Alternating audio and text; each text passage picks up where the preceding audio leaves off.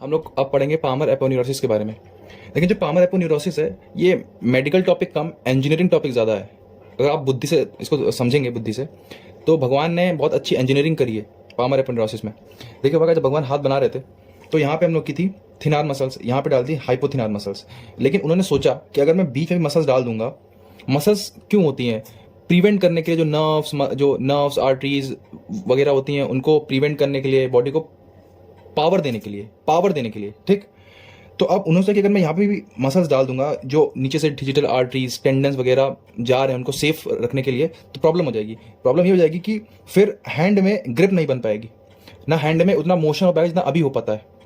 देखो सोचो कि अगर यहाँ पे भी मसल्स होती तो हमारा हाथ यहाँ से भी फूला होता पूरा, फिर इतना मोशन, इतनी ग्रिप, तुम किसी भी चीज़ को, जैसे सपोज चाबी है, तुम इसको इतनी ग्रिप से कभी पकड़ ही नहीं पाते, क्योंकि फिर यहाँ पे एक काइंड ऑफ फैट टाइप का हो जाता ठीक।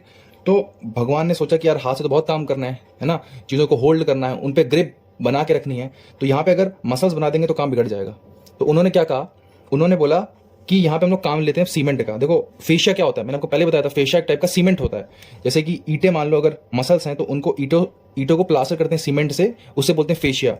तो भगवान ने कहा कि यहाँ पर हम ईंटें नहीं डालेंगे, यहाँ पर सिर्फ सीमेंट डालेंगे, मतलब सिर्फ फेशिया डालेंगे ठीक। और उस फेशिया में कुछ मॉडिफिकेशन और कर देंगे ताकि जो ग्रिप है वो और इंप्रूव हो जाए ठीक। भगवान ने बहुत बुद्धि लगाई। अच्छा एक और बुद्धि भगवान ने लगाई, सोचो अगर वो जो सीमेंट है वो यहाँ से लेके पूरा फिंगर्स तक जुड़ा होता, सोचो पूरा, मतलब वो जो फेशिया का मॉडिफिकेशन है वो सिर्फ जो पामर एपोन्यूरोसिस होता है ना, वो सिर्फ इतने एरिया में होता है, इतने एरिया में बस इतने एरिया में, फिंगर्स तक नहीं जाता है। अगर वो एपोन्यूरोसिस फिंगर्स तक भी जाता ना, फिंगर्स तक भी, सोचो यहाँ से कंटिन्यू करके ये सीमेंट यहाँ तक जाता, तो ये वाला मोशन हार्ड हो जाता है। ये वाला मोशन मतलब फिंगर्स का और पाम का जो मोशन है इसको अलग अलग रखना है। फिंगर अलग मोशन करे, पाम अलग मोशन करे। अगर भगवान इसको इसमें कंटिन्यू कर देते ना, तो जैसे जैसे फिंगर मोशन करती वैसे वैसे ही पाम भी मोशन करता, तो हम लोग के हैंड में दिक्कतें आती। तो भगवान ने इंजीनियरिंग करी, उन्होंने सिर्फ इतने पार्ट में सीमेंट बना दिया ऐसा जो कि नीचे जो टेंडन वगैरह होते हैं उनको सेफ भी रखे, बचा के भी रखे, और ग्रिप भी बनाए, और साथ में मोशन में भी कोई दिक्कत ना आए। तो बहुत बुद्धि लगा के भगवान ने क्या बनाया, पामर एपोन्यूरोसिस।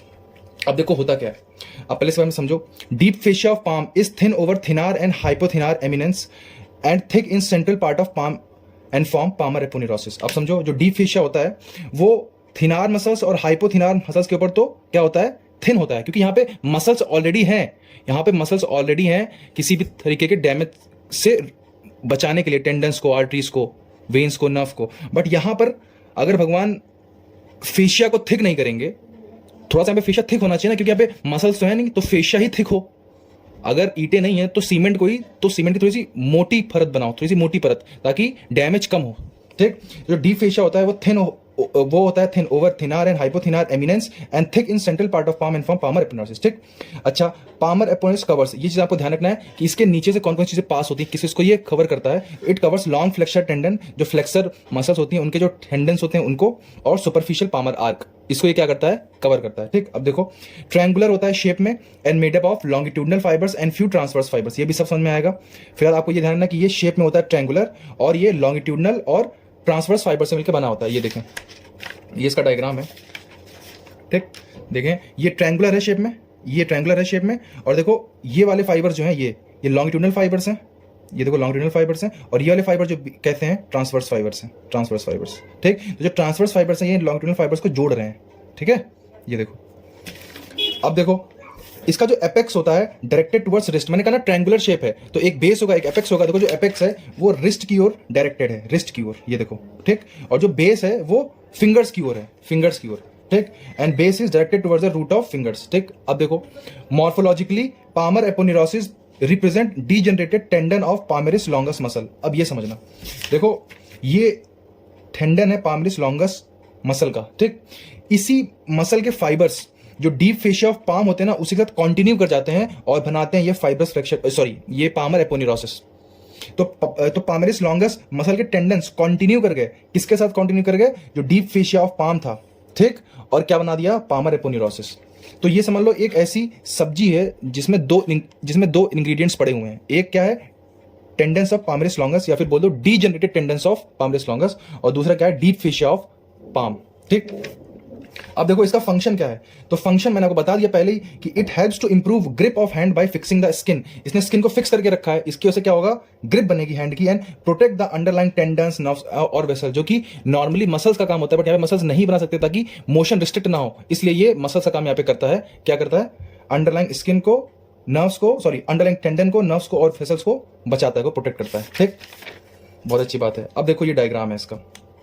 ठीक, देखो ये टेंडन ऑफ पामरिस लॉन्गस था, ये कंटिन्यू कर गया और इसने क्या बनाया, पामरिस, ये सॉरी पामर एपोन्यूरोसिस। ठीक, अब देखो पामर एपोन्यूरोसिस जो होता है, इसके हम बाउंड्रीज पढ़ते हैं, बाउंड्रीज इंपॉर्टेंट है, एक एक करके बाउंड्रीज को समझेंगे आराम से। देखें सबसे पहला apex blends with flexor retinaculum. ये देखो जो इसका एपेक्स है, एपेक्स वाला पार्ट मतलब ये it blends with flexor retinaculum, मतलब उसके साथ मिक्स कर जाता है, उसके साथ ब्लेंड कर जाता है। ठीक, ब्लेंड का मतलब क्या होता है, मिक्स कर जाना। ठीक, और superficial fibres continue with the tendon of palmaris longus, ये मैंने पहले बता दिया था कि जो इसके सुपरफिशियल वो होते हैं fibres the face of palm के, वो कंटिन्यू कर जाते हैं with the tendon of palmaris longus. ठीक, अब बात करते हैं बेस पे। बेस थोड़ा सा इंपॉर्टेंट है। देखो पहले बेस किस ओर होता है, तो proximal to the head of metacarpals, जो मेटाकार्पल्स हैं उनके हेड की ओर होता है। ठीक, base is divided into 4 slips. अब देखो जो बेस है वो 4 स्लिप्स में डिवाइडेड है। देखो 1 स्लिप, 2 स्लिप, 3 स्लिप, 4 स्लिप। ठीक, 1 फॉर ईच मीडियल 4 डिजिट्स, जो मीडियल 4 डिजिट्स होती हैं इनके लिए एक एक स्लिप होती है ऐसे। ठीक, which blends with fibrous flexor sheath. अब देखो जैसे भगवान ने यहाँ पे जो टेंडन्स, नर्व्स वगैरह थी उनको प्रोटेक्ट करने के लिए बनाया है क्या, पामर एपोन्यूरोसिस, वैसे फिंगर्स में भी तो उन लोगों को बनाना पड़ेगा ना, क्योंकि मैंने कहा था ना कि ये कंटिन्यू नहीं कर सकता, तो भगवान ने इसका अलग बनाया है, इसका अलग बनाया है। जो इसका बनाया फिंगर्स का उसको बोलते हैं फाइब्रस फ्लेक्सर सीथ, वो भी काम इसी की तरह करती है बिल्कुल।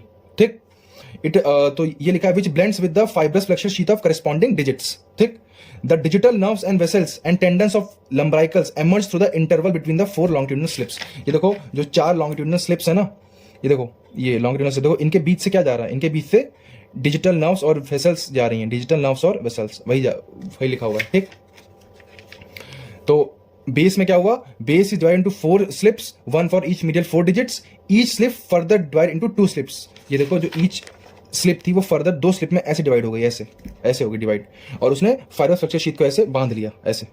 ठीक, तो यही लिखा हुआ है कि base is divided into 4 slips, 1 for each medial 4 digits, each slip further divide into 2 slips which blends with fibrous flexor sheet of corresponding digits. ठीक, अब आते हैं मीडियल बॉर्डर पे। तो देखो मीडियल साइड क्या है, थिनार मसल्स हैं, सॉरी हाइपोथिनार मसल्स हैं, और लेटरल साइड क्या है, हाइपोथिनार मसल्स हैं। ठीक है, तो यहां पर जो फेशिया होता है वो हाइपोथिनार मसल्स के ऊपर का जो फेशिया होता है उसके साथ कंटिन्यू कर जाता है, ब्लेंड कर जाता है। ये हो गई इसकी मीडियल बाउंड्री। अब आ जाओ लेटरल बाउंड्री पे। तो लेटरल बाउंड्री में यहाँ पे कौन सी मसल है, थिनार मसल्स हैं। तो यहाँ पे जो ये होता है पामर एपोन्यूरोसिस, वो ब्लेंड कर जाता है, मिक्स कर जाता है with the fascia covering thenar muscles. ठीक, तो मीडियल साइड में palmar aponeurosis blends with the fascia covering thenar muscles, and medial side में palmar aponeurosis continue with the fascia covering hypothenar muscles. तो यही है मीडियल साइड में, continues with the deep fascia covering hypothenar muscles. यार simple देख लो, ये lateral side है, ये मीडियल साइड है, यहाँ पे हाइपोथिनार मसल है, तो जो इनको फेशिया कवर कर रहा है उसके साथ ये कंटिन्यू कर गया, और लेटरल साइड में ये थिनार मसल है जो इनको कवर कर रहा है फेशिया, उसके साथ कंटिन्यू कर गया।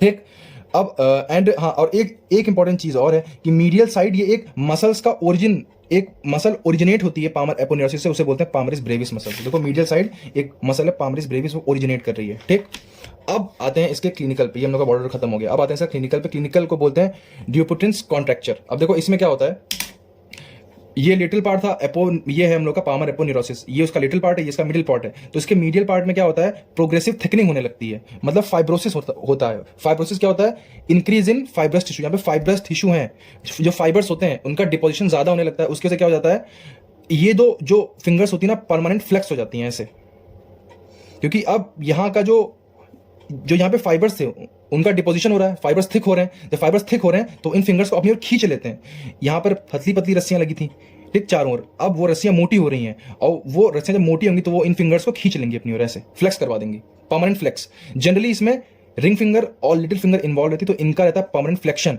बाकी जो इंडेक्स फिंगर और मिडिल फिंगर है इनमें जनरली फाइब्रोसिस देखने को नहीं मिलता है जनरली। ठीक, तो ये अपनी पोजीशन पे फिक्स रहती है, तो हाथ का कुछ ऐसा शेप बन जाता है, इसे बोलते हैं Dupuytren's contracture. Progressive thickening in the medial part of aponeurosis due to fibrosis. Aponeurosis forms permanent contracture resulting in flexion deformity of little and ring finger. ठीक, little and ring finger flexed but middle and index finger remains unaffected. ठीक है, this was all about palmar aponeurosis. आपको I hope आपको समझ में आएगा कि ऐसा ये क्यों बना है। ठीक, नोट्स के लिए डिस्क्रिप्शन में टेलीग्राम चैनल का लिंक है, उससे देख लेंगे। Thank you.